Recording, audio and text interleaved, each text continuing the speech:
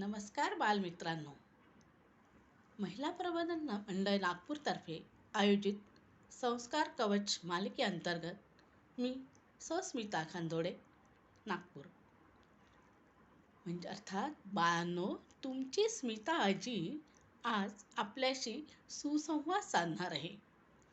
बालमित्रांनो, आपण भारतातील संत कवयित्री जाणून घेत आहोत. आज आपण महाराष्ट्रातील संत कवयित्री मुक्ताबाई यांचा परिचय करून घेणार आहोत. संत मुक्ताबाई.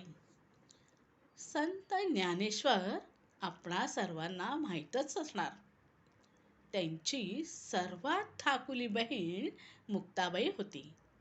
ती निवृत्ती, ज्ञानदेव, सोपान ह्या आपल्या भावंडांप्रमाणेच अलौकिक, असामान्य, बुद्धिमान, विठ्ठल भक्त, विमुक्त योगिनी होती.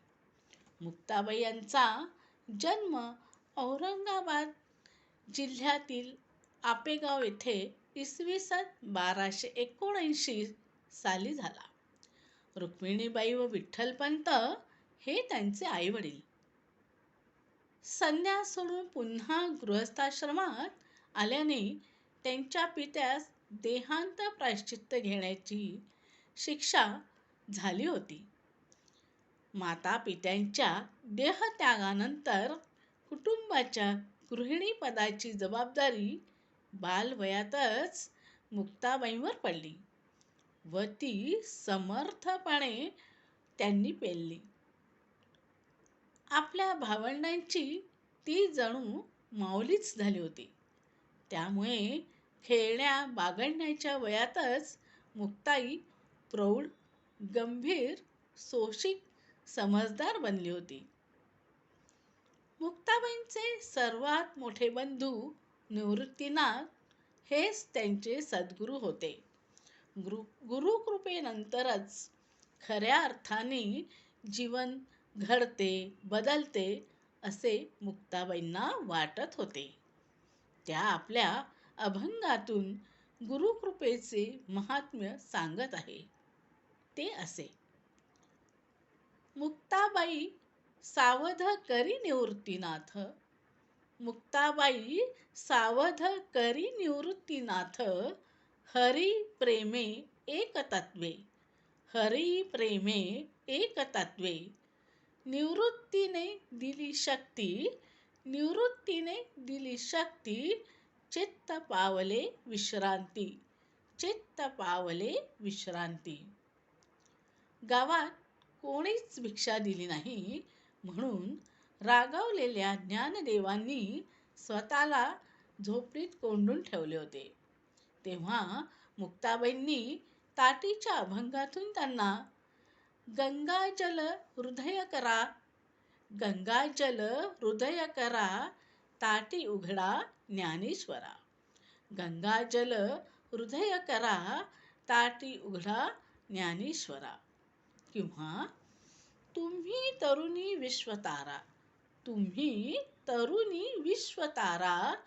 ताटी उघडा ज्ञानेश्वरा. तुम्ही तरुणी विश्वतारा. ताटी उघडा ज्ञानेश्वरा.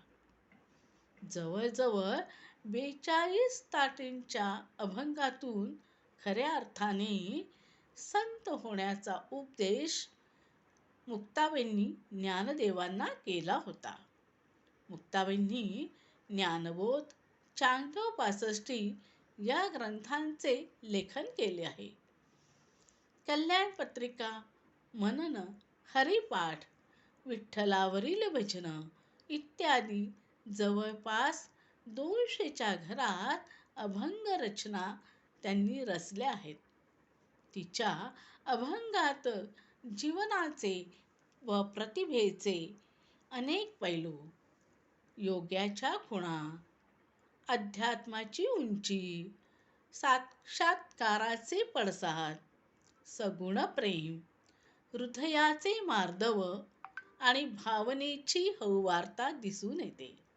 संत ज्ञानेश्वरांनी मुक्ताबाईंना गुरुप्रणीत सोहम संबंधित साधनेचे मार्गदर्शन केले होते. मुक्ताबाईंनी गोरोबा अर्थात नाथ संप्रदायातील थोर संत गोरक्षनाथ यांच्याकडून संत नामदेवांची परीक्षा घेतली होती. त्यानिमित्ताने त्यांना संत विसोबा खेचरच्या रूपाने सद्गुरू प्राप्त करून दिले होते. मुक्ताबाईंनी महंत गोरक्षनाथांची स्वतःच्या योग सामर्थ्याच्या आधारावर भेट घेतली होती.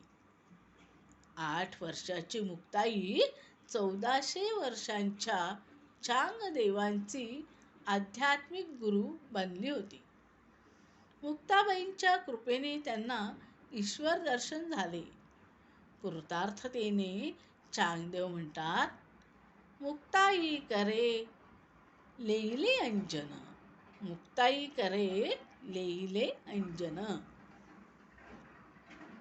माझ्या मुक्ताचं चांगुलपण, माझ्या मुक्ताचं चांगुलपण ग जसं केवड्याचं पान, माझ्या मुक्ताचं चांगुलपण ग जसं केवड्याचं पान. अशी मुक्ताबाईंची थोरवी लोकसाहित्यात गायली जाते. महाराष्ट्रामध्ये जळगाव जिल्ह्यातील मुक्ताईनगर तालुक्यातल्या मेहुण गावी कोथई परिसरात इसवी सन दिनांक 12 मे 1297 वैशाख वद्य दशमी ह्या दिवशी दुपारी 1:15 तापी नदीच्या तीरावर संत मुक्ताबाई प्रचंड विजेच्या प्रवाहात गुप्त झाली. ती आकाशमंडळात ब्रह्मस्वरूपाकार झाली. अशी ही मुक्ताबाई. संत मुक्ताबाईंच्या श्रीचरणी कोटी कोटी वंदना. धन्यवाद. मी स्मिता खांदोडे, नागपूर.